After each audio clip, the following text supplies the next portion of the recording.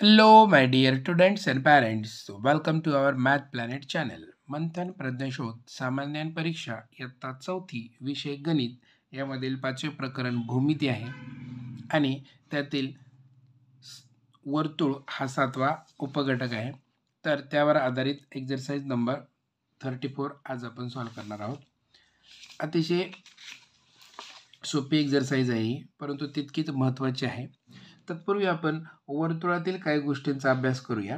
पहा, येथे वर्तुळ दाखवलेला आहे आणि वर्तुळाचा हा जो मध्यबिंदू असतो त्याला आपण केंद्रबिंदू म्हणतो आणि ह्या केंद्रबिंदूपासून ज्या ज्या रेषा निघतात त्या सर्व रेषांना आपण त्रिज्या म्हणतो. हे पहा, इथे क म क ज आणि क र ह्या सर्व काय आहेत? त्रिज्या आहेत. त्यालाच इंग्लिशमध्ये रेडियस असं म्हटलं जातं. ठीक आहे.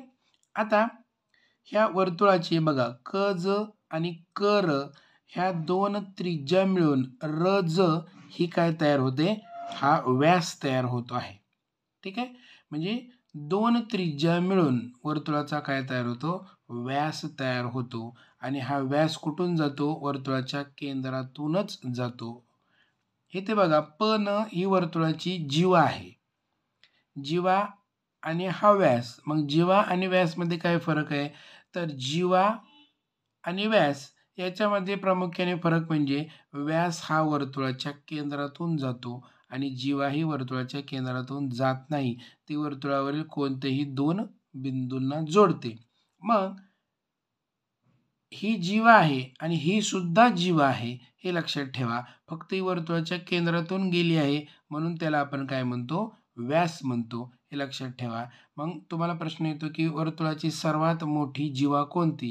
तर सर्वात मोठी जीवा ही वर्तुळाच्या केंद्रातून गेलेली असते आणि तिलाच आपण व्यास असं म्हणतो.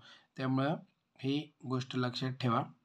आता आपण त्यावर आधारित एक्सरसाइज पाहूया. पहा येथे खालीलपैकी कोणत्या वर्तुळात व्यास नाही? आता व्यास हा केंद्रबिंदूतून जाणारी जी जीवा असते तिला आपण व्यास म्हणतो. त्याच्यामुळे इथं जास्त एक्सप्लेनेशन देण्याची गरज नाहीये. इथं व्यास आहे, इथं व्यास आहे आणि प्रश्न आपल्याला विचारलेला आहे की कोणत्या वर्तुळात व्यास नाही? तर ह्या अ मध्ये व्यास नाही आणि क मध्ये सुद्धा व्यास नाही. कारण वर्तुळाच्या केंद्रबिंदूतून अशी सरळ रेष गेली तरच तो व्यास असतो. त्याच्यामुळं अ आणि क मध्ये व्यास नाहीये. मग फक्त अ आणि क कुठे आहे? तर ते आहे ऑप्शन नंबर 4 मध्ये आहे. म्हणून त्याचं उत्तर आहे option number 4 is the right answer. आता दुसरा प्रश्न पहा. वर्तुळात किती टिंब जीवा काढता येतात? आता वर्तुळाचा जर विचार केला आपण, असं वर्तुळ जर काढलं आपण, तर वर्तुळात किती जीवा काढता येतील? आता हे जरी छोटं वर्तुळ असलं तरी बघा याच्यामध्ये अशा कितीही प्रकारच्या जीवा काढता येणार आहेत. आपल्याला भरपूर जीवा काढता येणार आहेत. जितकं वर्तुळ मोठं तितके जास्त प्रमाणामध्ये जीवा काढता येणार आहेत. त्या आपल्याला मोजता येणार नाहीत आणि ज्याला मोजता येत नाही त्याला अनंत असं शब्द असतो. म्हणून त्याला वर्तुळात अनंत जीवा काढता येतात. Option number 2 is the right answer.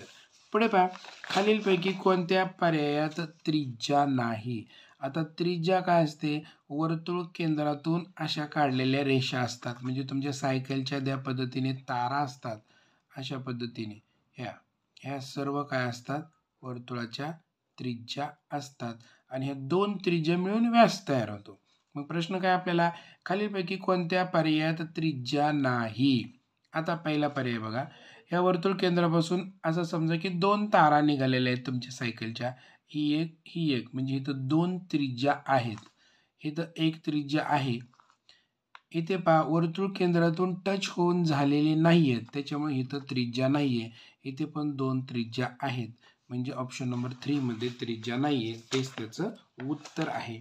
पुढे पहा, वर्तुळाची सर्वात मोठी जीवा कोणती? तुम्हाला मी आधीच सांगितलेलं आहे.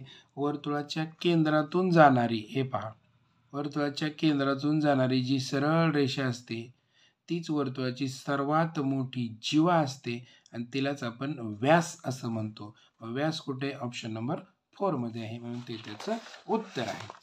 6वा पहा, खालील आकृतीतील वर्तुळ केंद्राचे नाव काय आहे? वर्तुळ केंद्र म्हणजे वर्तुळाचा जो सेंटर असतो, केंद्रबिंदू असतो, त्यालाच आपण काय म्हणतो? वर्तुळ केंद्र. मग बरोबर काय येतं? पॉईंट कुठला आहे? मग म कुठे आहे? ऑप्शन नंबर 1 मध्ये, आणि तेच त्याचं उत्तर आहे. 6वा पहा, खालील वर्तुळात एकूण किती त्रिज्या दाखवलेल्या आहेत? तुम्हाला फक्त तारा मोजायच्या आहेत सायकलच्या, असं समजूया. तर हे तुम्हाला मोजायचे आहेत फक्त क पासून निघालेले. हा 1, 2, 3, 4, 5 आणि 6. ओके, हे मोजता येणार नाही कारण केंद्रातून निघालेल्या पाहिजेत.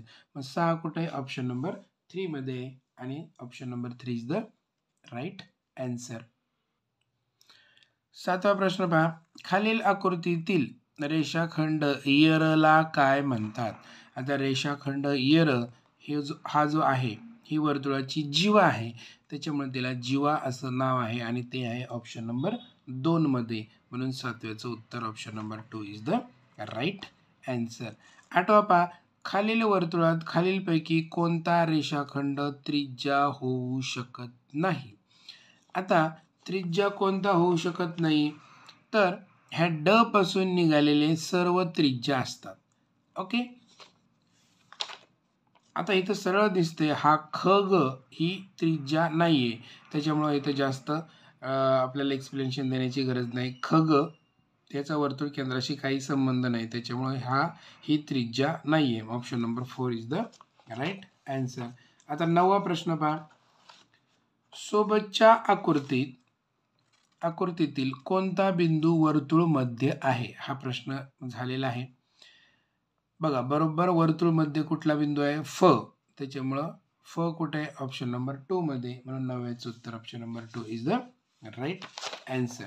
10वा प्रश्न पहा, हा नेहमीप्रमाणे तुमच्यासाठी असतो. एका वर्तुळाची त्रिज्या 7 सेमी आहे, तर त्या वर्तुळाच्या सर्वात मोठ्या जीवेची लांबी किती? आता वर्तुळाची त्रिज्या 7 सेमी आहे. मी इथे एक वर्तुळ काढून दाखवतो तुम्हाला. हा एक वर्तुळ आहे असं समजा, आणि हा वर्तुळ केंद्र, त्याची जी त्रिज्या आहे ती 7 सेमी आहे. ठीक आहे, तर त्यांनी सांगितले की वर्तुळाच्या सर्वात मोठ्या जीवेची लांबी किती? आता सर्वात मोठी जीवा ही वर्तुळाच्या केंद्रातूनच जाते बघा, आणि हे अंतर सेम असतं बघा. हे जर 7 असेल तर हे सुद्धा 7 असणार आहे, आणि आपल्याला काय विचारले? ह्या संपूर्ण ह्याची लांबी विचारलेली आहे. तुम्ही 7 अधिक 7 करायचं आहे, आणि जे उत्तर येईल ते उत्तर तुम्ही कमेंट बॉक्समध्ये टाकायचं आहे. आशा करतो की हा वर्तुळावर आधारित जो स्वाध्याय होता तो तुम्हाला छानपैकी कळालेला असेल. नेहमीप्रमाणे व्हिडिओ आवडला तर लाईक करा, शेअर करा, आणि चॅनलला सबस्क्राईब करायला विसरू नका. धन्यवाद.